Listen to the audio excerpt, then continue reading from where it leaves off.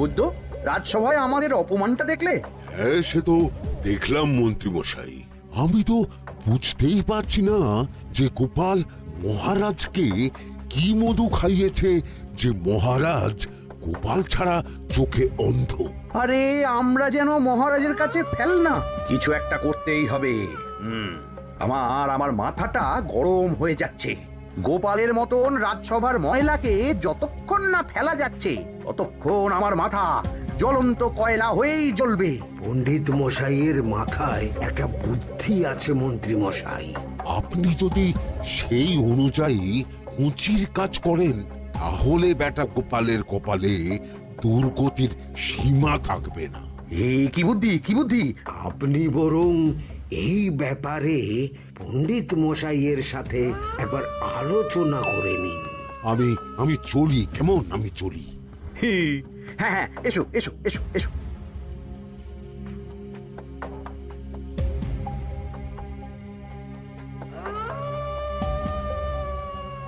আরে ওই তো আমার বাঁ হাত ঘটা আসছে, বেটাকে দিয়ে একটা কাজ করাতে হবে। এ কি মন্ত্রী মশাই, আপনি এখানে দাঁড়িয়ে কি করছেন? এই একটা গুরুত্বপূর্ণ ব্যাপারে কথা বলছিলাম। একটা একটা কাজ করতে পারবি? কি কাজ করতে হবে বলুন মন্ত্রী মশাই। আমাকে একটু ঠান্ডা জল, পাতিলেবু আর পুদিনার পাতা দিয়ে শরবত বানিয়ে খাওয়াতে পারবি? সেসব আমার ঘরে ব্যবস্থা করাই আছে। চলুন চলুন, আমার সাথে চলুন। হ্যাঁ হ্যাঁ, চল চল চল চল চল।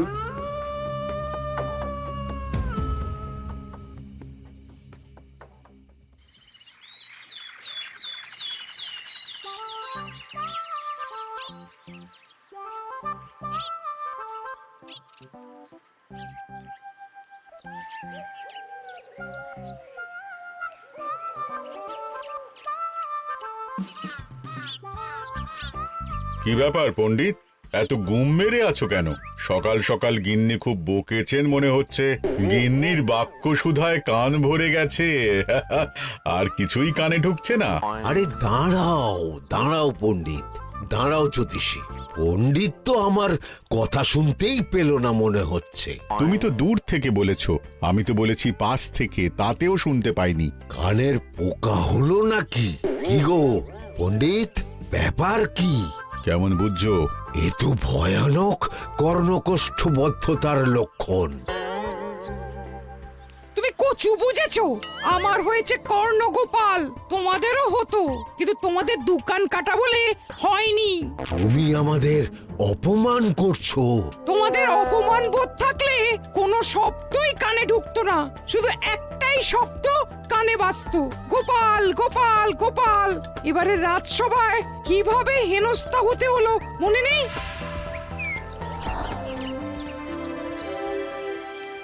মহারাজ, একটা ভিক্ষা আছে।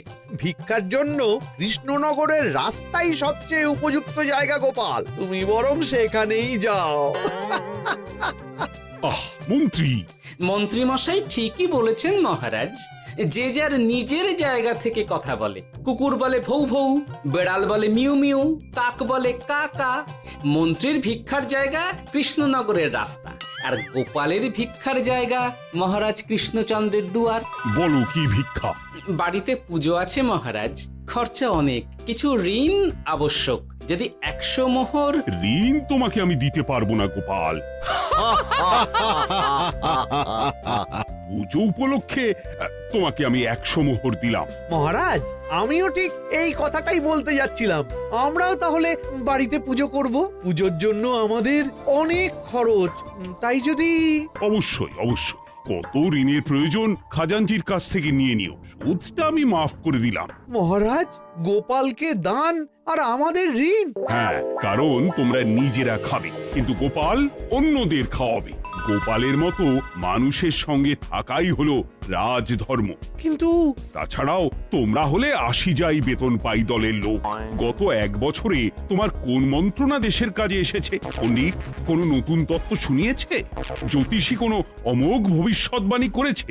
আর বৈদ্য 3 বছর ধরে আমার হাঁটুর ব্যথা সারাতে পারেনি। কিন্তু গোপাল, গোপালের ভাঁড়ে হাস্যরসের কখনো অভাব হয়নি। মনে আছে? আছে। কিন্তু করার তো কিছু নেই। আছে। কিছু ভেবেছো নাকি পণ্ডিত? তোমাদের মনে আছে মহারাজ মোহর দেওয়ার পর গোপাল সেদিন বলেছিল, কি গোপাল, খুশি তো? মহারাজ আপনি আমাকে এক মুঠো ধুলো দিলেও আমি খুশি। সেই ধুলো মুঠোই আমি সোনা মুঠো করে ফেলবো। মনে নেই আবার? একটু ঝেড়ে কাশো তো দেখি পণ্ডিত, কি ভেবেছো? যা হবে দেখতেই পাবে।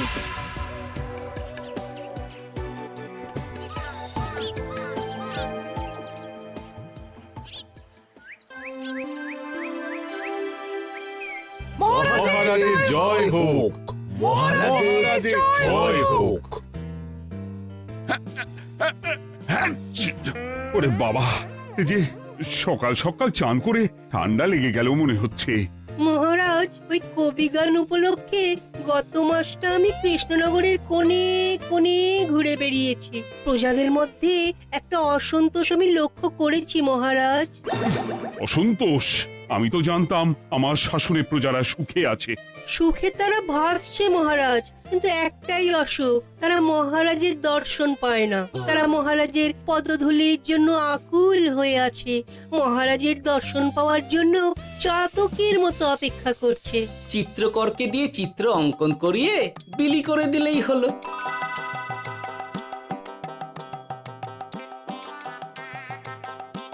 খুব ধুলো হয়েছে মহারাজ, কিন্তু এত ধুলো। কালকের ঝড়ে ঢুকেছে। ঝাড়ুদার,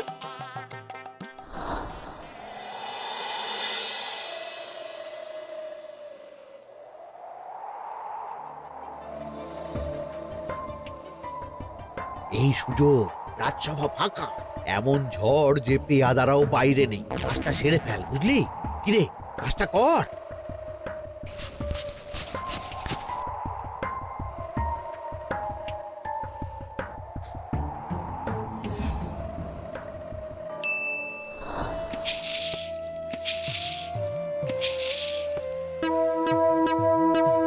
এত ধুলো! উফ, মহারাজ, কাল ঝড়টা বড় সাংঘাতিক হয়েছিল। তা বটে। আচ্ছা গোপাল, তুমি বলেছিলে মহারাজ তোমাকে এক মুঠো ধুলো দিলেও সেটা সোনা হয়ে যাবে। এখনো সেই কথাই বলছি।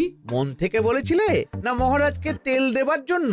তেল দেওয়ার দায়িত্বটা তো আপনি নিজের কাঁধেই নিয়ে ফেলেছেন।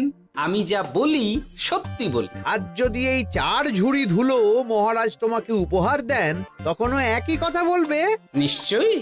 মহারাজ, গোপালকে এই 4 ঝুড়ি ধুলো দেওয়ার হুকুম হোক। কি গোপাল, আমি তোমাকে যদি এই ধুলোর ঝুড়িগুলো দিই, তা থেকে সোনা আসবে নাকি? আসবে মহারাজ, মোহরের বস্তা আসবে। যদি না আসে, আপনি বলুন। তোমাকে কৃষ্ণনগর ছেড়ে চলে যেতে হবে। রাজি? আর যদি আমি পারি, তাহলে আপনাকে এই মন্ত্রীর চাকরি ছেড়ে দিতে হবে। কি রাজি? কি মন্ত্রী, রাজি? রাজি। গোপাল? রাজি মহারাজ। আচ্ছা, আর কেউ মন্ত্রীর পক্ষে বাজি ধরেছেন নাকি? হ্যাঁ, আমি আমি আমি আমি ও গোপাল এবার যে মরণ কুয়োতে ঝাঁপিয়েছে, সেখান থেকে আর উঠে আসতে পারবে না। ধুলো থেকে মোহরের বস্তা আসবে, এ হচ্ছে গোপালের উন্মাদ রোগের শুরু। দেমাক দেমাক, মহারাজের পিঠ চাপড়ানি পেয়ে পেয়ে গোপাল ভেবেছে যে ও সব কিছু করতে পারে। এবার শুধু সেই দিনটার অপেক্ষা, যেদিন গোপালকে উল্টো গাধায় চড়িয়ে কৃষ্ণনগর থেকে বার করে দেব। এতটা নিশ্চিন্ত হবেন না মন্ত্রীমশাই। গোপাল কিন্তু হালকা কথা ছুঁড়ে দেওয়ার লোক নয়। কি বলতে চাইছো পণ্ডিত? ওই 4 ঝুড়ি ধুলো থেকে মোহরের বস্তা আসবে? না, তা বলছি না। অন্য জায়গা থেকেও তো মোহরের বস্তা আসতে পারে। তার সঙ্গে ধুলো মিলিয়ে দিলেই কেল্লা ফতে। গোপালের নিশ্চয়ই কোনো পরিকল্পনা আছে। গোপালের সব পরিকল্পনার গোড়া মেরে রেখে দিয়েছি পণ্ডিত। বটা আছে গোপালের পেছনে, আর ঘটা আছে গোপালের বাড়ির পাহারা। লুকিয়ে কিচ্ছু করতে পারবে না। আরে ওই তো বটা আসছে। বেল্লিক, উল্লুক, তোকে আমি জল বিছুটি দেওয়াবো। গোপালকে ছেড়ে চলে এসেছিস কেন? ছেড়ে আসবো কেন মন্ত্রী মশাই? গোপালকে ওর বাড়ির সামনে ছেড়ে এসেছি। ওখানে তো ঘটা আছে। ও বড্ড ঘুরিয়েছে বেটা। কোথায় কোথায় গিয়েছিল গোপাল? 4 ঝুড়ি ধুলো নিয়ে বেটা বাড়ির উল্টো দিকে হাঁটা দিল। চললাম পিছু পিছু যাচ্ছিল কোন দিকে? নদীর দিকে, কিন্তু গোপাল দাঁড়ালো যদুর বাড়ির সামনে। এই যদু হলো সেই লোক যে লোকজনের বাড়িঘর কেনা বেচা করে আর লোক ঠকায়। আগে রাজধানীতে থাকতো। বেটা রাজধানী থেকে এই কৃষ্ণনগরে পালিয়ে এসেছে, এখানেও লোক ঠকাচ্ছে। কিন্তু বেটা এত চালাক যে কিছুতেই ধরা যাচ্ছে না। এইরকম লোককে ধরাচ্ছে হাতে রাখা ভালো নয় কি মন্ত্রী মশাই? সে তো জানি, কিন্তু ওর ওপর মহারাজের কড়া নজর আছে। এখন ওর সঙ্গে সম্পর্ক রাখা খুব ঝুঁকি। যাই হোক, তারপর? হ্যাঁ, তারপর যদু, যদু রে, গোপাল খুড়ো, আরে তুমি এখানে কি করছো? দেখতেই তো পাচ্ছিস ধুলো। তবে যে সে ধুলো নয়, মহারাজ কৃষ্ণচন্দ্রের পদধূলি। শুনিসনি বোধহয় এখন কৃষ্ণনগরে সবচেয়ে বেশি চাহিদা মহারাজের পদরেণু। আচ্ছা, মহারাজের পদরেণু নিয়ে যাচ্ছ কোথায়? এই ছোট ছোট পুলিন্দায় ভরে কৃষ্ণনগরের প্রত্যন্ত জায়গায় যেখানে প্রজারা মহারাজের সাক্ষাৎ পায় না সেখানে বিক্রি করব। তোমার কি মাথা খারাপ? পায়ের ধুলো বিক্রি হবে? ওরে, গতবারে মাত্র 1 ঝুড়ি ধুলো 1000 মোহরে বিক্রি করেছিলাম, এবারে 4 ঝুড়ি। শোনো, তুমি আবার ঘুরে ঘুরে বিক্রি করবে কেন? তোমাকে আমি বরং 10 মোহর দিয়ে দিচ্ছি। তুমি আমাকে এগুলো দিয়ে দাও, আর বিক্রি করে যা হবে তোমাকে এই 40 ভাগ দিয়ে দেবো। ওই 10 মোহরে বদমাস যদুকে ধুলো বেচে গোপাল বাড়ির দিকে চললো। বাড়ির সামনে অব্দি পেছনে পেছনে গিয়ে তারপরে এই আপনাদের কাছে আসছি। বলিস কি রে, ধুলো বেচে 10 মোহর? ও মন্ত্রী মশাই, গোপাল তো একেবারে নাড়ি ধরে টান মেরেছে। গেল রাজসভায় এমন সুখের চাকরিটি গেল। এবার আবার রাস্তার ধারে গিয়েই বসতে হবে। এবার নবাবের দরবারে জায়গা আছে কিনা খোঁজ করি গিয়ে। ধ্যাত্তেরি, 10 মোহর আর 1 বস্তা মোহরের মাঝখানে অনেক রাস্তা। সেই রাস্তায় আমি লোক বসিয়ে রাখবো। আরে আরে, ওই তো তোমার ঘটা আসছে। এই, তুই গোপালের ঘরের পাহারা ছেড়ে এলি কেন? গোপাল নেই নেই নেই নেই নেই নেই।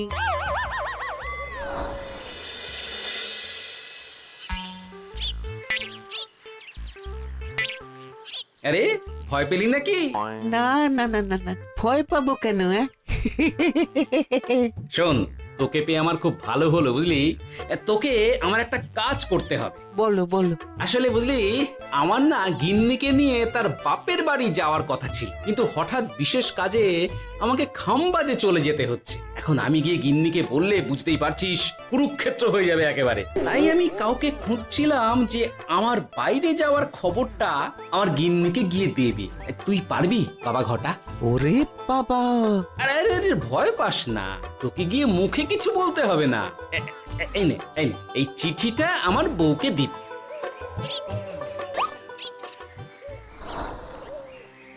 কৃষ্ণনগর ছেড়ে চুপি চুপি চলে যাচ্ছে, চালাকিটা দেখেছেন?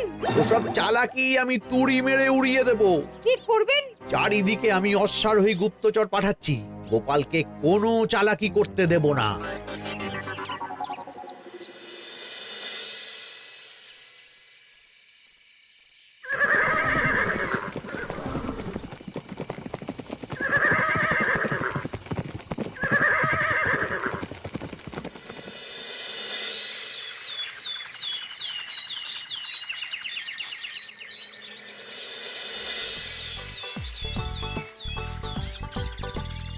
অং বং পিং পং। হ্যাঁ, ওরে বাপ রে, এ আবার কি বলে? মানে বুঝিতে পারিলে না? অং বং পিং পং অর্থাৎ আইসো আমার নিকট বিদেশি জাদু শরবত আছে। ইহাতে তৃষ্ণা নিবারিত হয়, শক্তি বৃদ্ধি হয়, ঘুম ভালো হয়, সম্পর্কের উন্নতি হয়, জামা কাপড় ফর্সা হয়, তু শব্দ না করে সকাল সকাল কষ্ট পরিষ্কার হয়। মূল্য মাত্র 1 মোহর। বলো, ওইটুকু অং বঙ্গের মধ্যে এত কিছু? ঠিক আছে, তা দাও দেখি। আপাতত টেস্টটা তো মিটু, বাকিগুলো পরে বোঝা যাবে।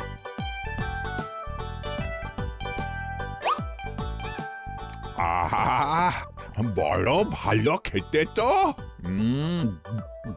আহ, ঠং ঠং অর্থাৎ শক্তি বৃদ্ধি হলো।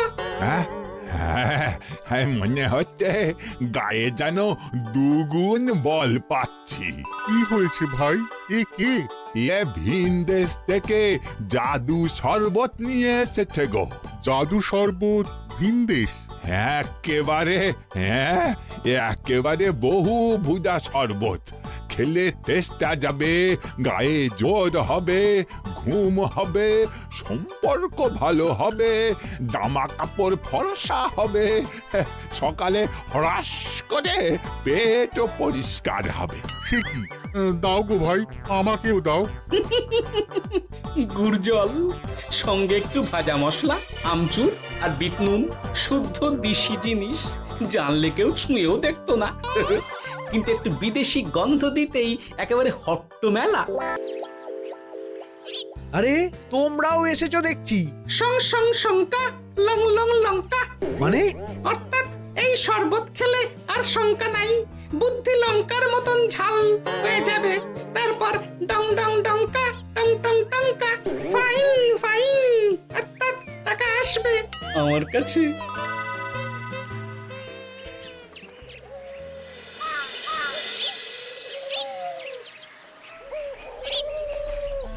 ঝপ ঝপ ছপাং, ভট ভট ফটাং, অর্থাৎ উহাকে দৌড়িয়েছো কেন? বেটা জোচ্চোর অনেককে ঠকিয়েছে। অনেক দিন থেকে তককে তককে ছিলাম।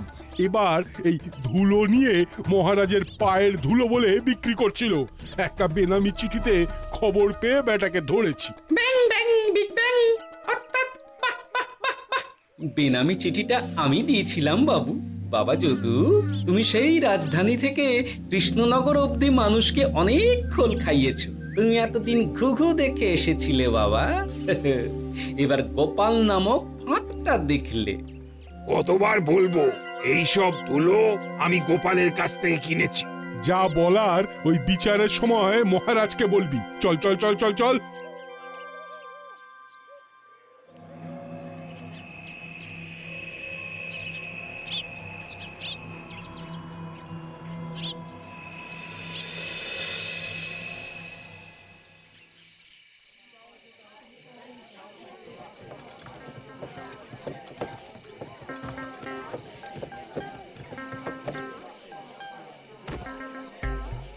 ঝন্টু মন্টু ননাংফু।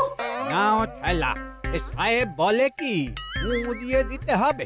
কি বলছো সাহেব? বুঝতে পারছি না, কোথায় ফু দেব? ঝন্টু মন্টু ননাংফু, অর্থাৎ লবণ আছে? আছে আছে সাহেব আছে। কত লাগবে? ভান্ড ভরি আন্ডাকারি, অর্থাৎ যা আছে সব।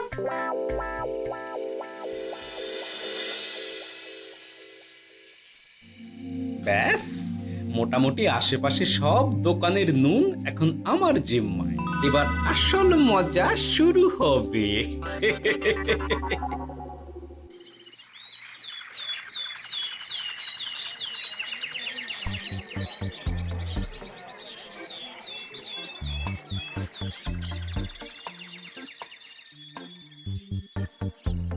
নুন আছে? না হুজুর, গোটা কৃষ্ণনগরেই নুন নেই। ওই দেখো, পুরো রাজসভাই বাজারে জড়ো হয়েছে। শান্তামনা, শান্টু মন্টু। এ আবার কি বলছে রে বাবা? শান্তামনা, শান্টু মন্টু, অর্থাৎ জনগণ শ্রবণ করুন। নান্টু কান্টু, নুন কি নেবেন? আন্টু আন্টু, আসুন আসুন। আমার আমার এক সের নুন লাগবে। শান্টু, অবশ্যই 100 লবণ 10 মোহর। এক সের 10 মোহর? 10 মোহর লইবেন না লইবেন না? না, নেব না। উত্তম উত্তম, গান্ডা পিণ্ডে ঢিসুম ঢিসুম, অর্থাৎ তাহা হইলে নুনের বদলে গৃহিণীর প্রহার ভক্ষণ করুন। আমাকে এক সের নুন দিন। আমাকেও আমাকেও। নুন ছাড়া বাড়ি ফিরলে গিন্নি ঘর ছাড়া করবে আমাকে। শুনলাম কৃষ্ণনগর থেকে নুন উধাও। আছে মহারাজ, আছে। কৃষ্ণনগরের সব লবণ আমার নিকটে আছে। 110 মোহর। এত দাম? দাম তো হবেই মহারাজ। লবণ ছাড়া রান্না কেমন হবে ভাবিয়া দেখুন। ঠিকই বলেছ, রাজপাকশালেও তো রান্না বসেনি। 100 সেরের মতন রাজপ্রাসাদে পাঠিয়ে দাও। 1000 মোহর দিয়ে দাও।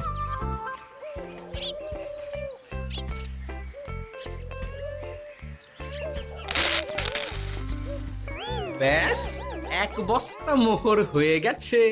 গোপাল, হ্যাঁ মহারাজ, গোপাল যে 4 ঝুড়ি ধুলো থেকে 1 বস্তা মোহর রোজগার করেছে। ইয়া বাত! চলো রাজসভায়, পুরো গল্পটা শুনতে হবে। সকলেই এসো তাহলে রাজসভায়। কিন্তু মহারাজ, যারা বাজি হারলো তাদের তো চাকরি গেছে, তো তারা রাজসভায় যাবে কি করে? ঠিক ঠিক ঠিক বলেছ। আর যারা বাজি হারলো তারা বাদ, বাকিরা চলো। এই সেরেছে, গোপাল তো আবার বাজি মেরে দিল। ও মহারাজ, আমাদের দেখুন। ও মহারাজ, আমাদের দেখুন। ও মহারাজ।